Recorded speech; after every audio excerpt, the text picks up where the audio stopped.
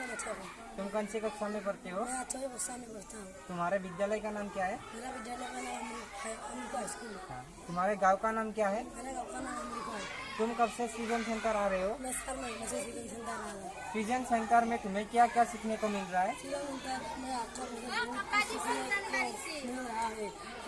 From के अलावा class smart class और जनरल नॉलेज भी सीखने को मिला है। हाँ और यहाँ पर मेरा मार्क भी अच्छे आने लगा है। हाँ, एग्जाम में मेरी मार्क भी अच्छे आने लगा है।